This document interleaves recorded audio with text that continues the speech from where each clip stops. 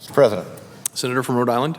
Mr. President, may I ask unanimous consent that the pending quorum call be lifted? Without objection. Thank you, Mr. President.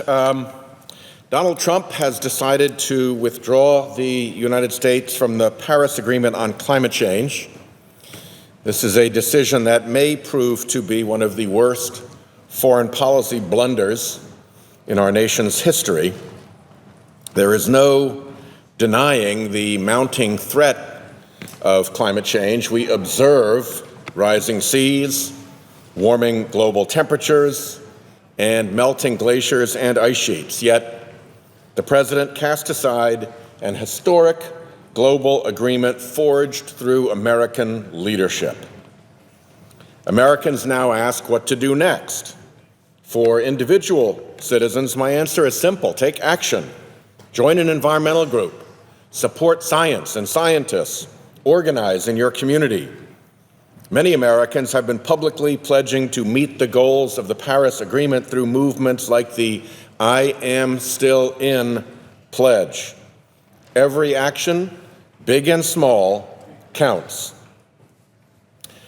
American corporations must also act, and unfortunately, they have been AWOL in the politics of climate change.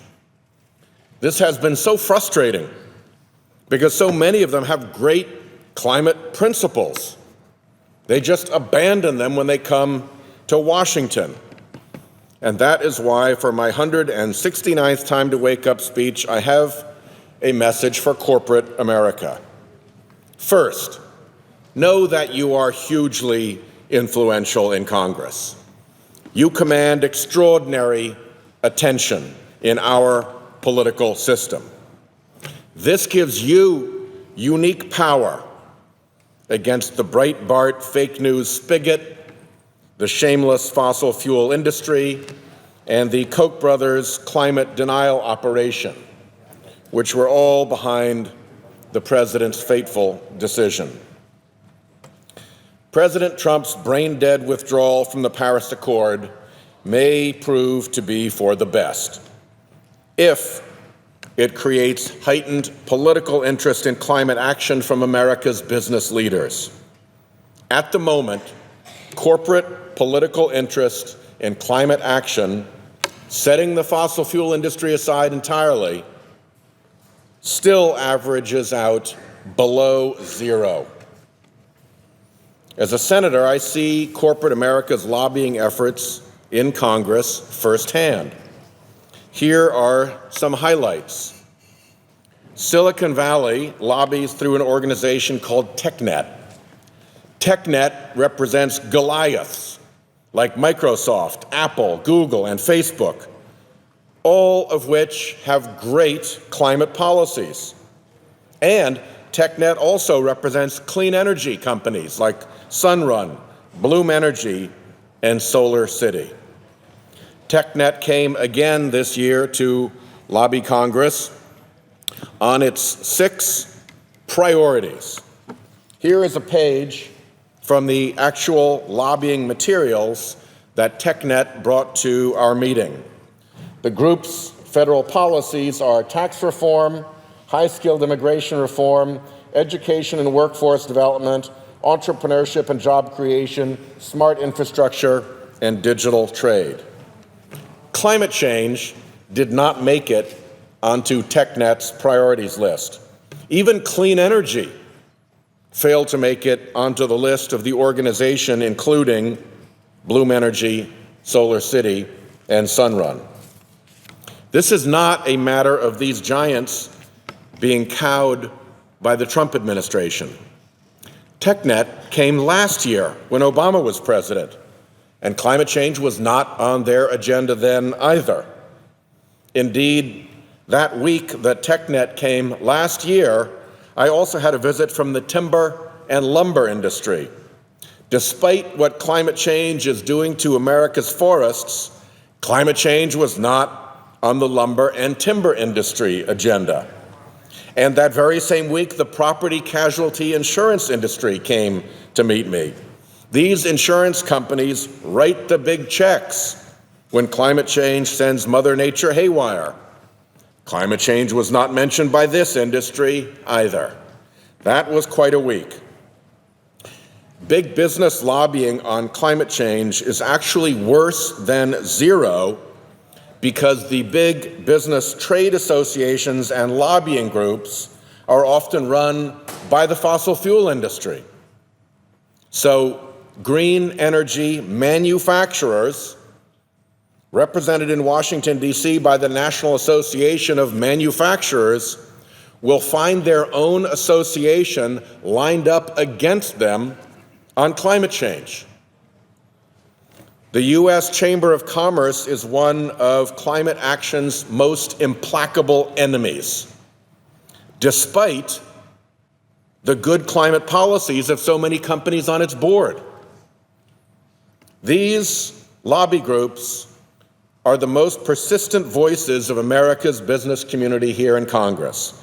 They're the ones who are most active, and they are constant enemies on clean energy and climate action, despite the companies that they represent, because in truth, they answer to the fossil fuel industry, not the business community when it comes to climate change. Here's how this can play out. Coca-Cola and PepsiCo are the two biggest beverage companies in America. Both have excellent climate policies. Pepsi even supports Ceres, a fledgling business lobbying group for climate action. But their trade association, the American Beverage Association, takes no lobbying interest in climate change. It knows how to lobby. You can see the lobbying expenditures run up in 2009 and 2010 when they were concerned about Congress taxing sweetened drinks or corn syrup.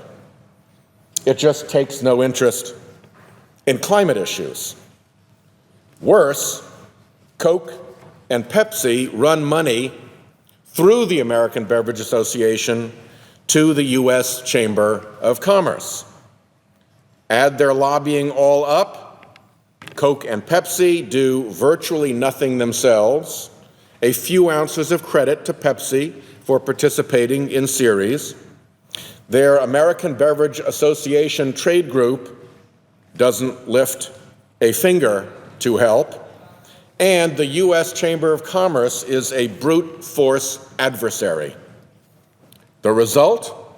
The net lobbying presence of Coke and Pepsi in Congress on climate change is exactly opposed to the two companies' stated policies on climate change.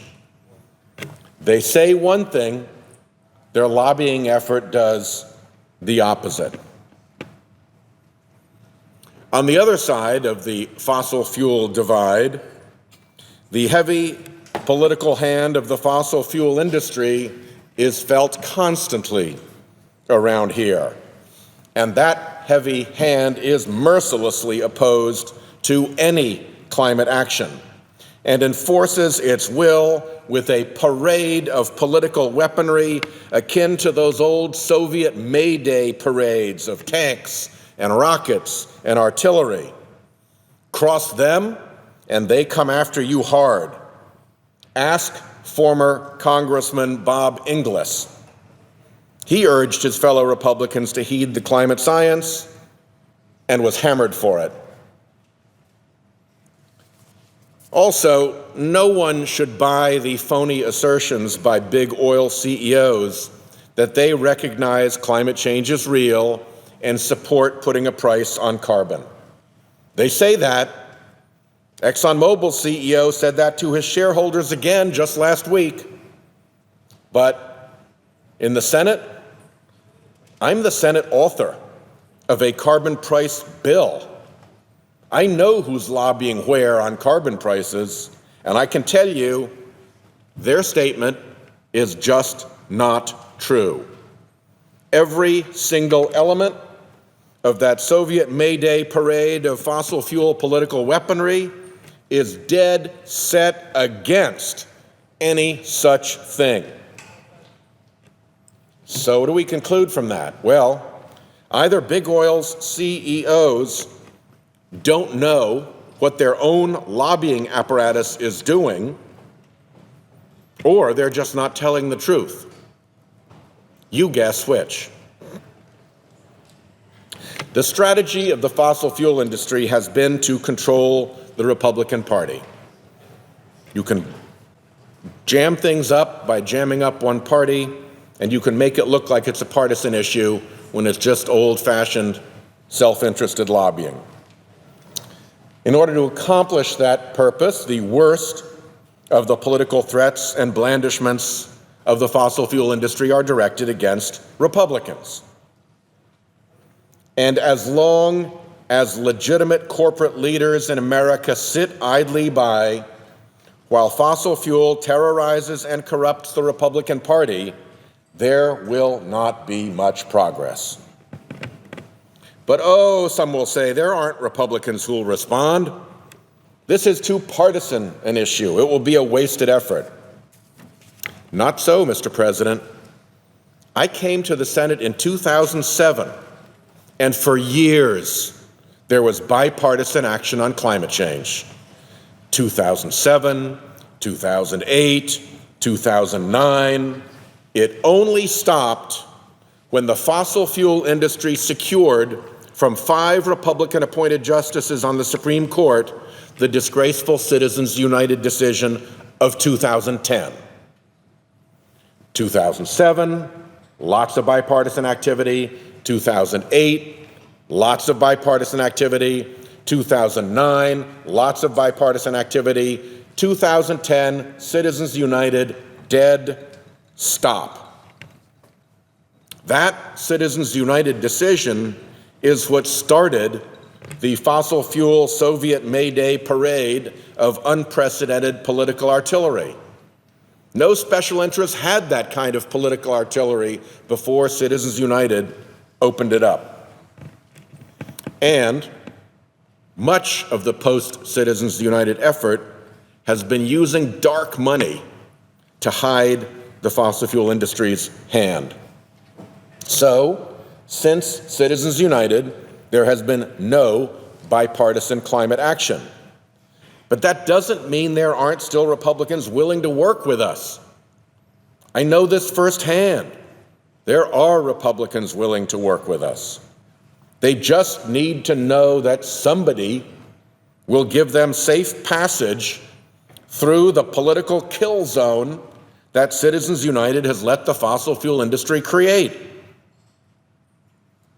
Well, with the Trump administration now all the way over in the fossil fuel, Breitbart, Koch brothers, climate denial corner, it now rests on the shoulders of the legitimate business community to come off the sidelines. They can't count on this administration. They now have to come off the sidelines themselves and do so in strength commensurate with the seriousness of the problem. If, as a country, we pitch ourselves and the world into the present worst-case climate change scenarios, billions of people will suffer. And suffering people want answers and justice. It will become hard to defend to them our American system of democratic government against charges of corruption and our system of market capitalism against charges of indifference. Government has been corrupted by fossil fuel interests, and too many companies are indifferent. You can't make a case without the facts to back it up. And American companies, more than anyone else, benefit from a world order where liberal democracies prevail. So the stakes for the American business community are very real. The political mischief of the fossil fuel industry and its front groups will leave a lasting stain on the democracy that we all treasure.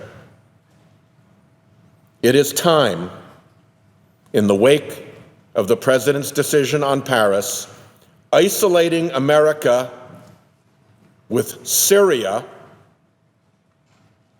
as our companion in isolation, it is time that the decent and honorable business community played a meaningful role in setting this right. To them, I say, Trump has betrayed you, so now is the time to align your industry's political engagement with your industry's position on climate. That's not asking much. We are only asking that American corporations align their political engagement on climate change with their actual position on climate change. If you take climate change seriously, great. Take it seriously when you come to Congress. The United States of America were one day after D-Day, a day when Americans stormed ashore to free the continent of Europe, fought their way through to knock down Nazi tyranny, and then rebuilt Europe under the Marshall Plan and came home. That country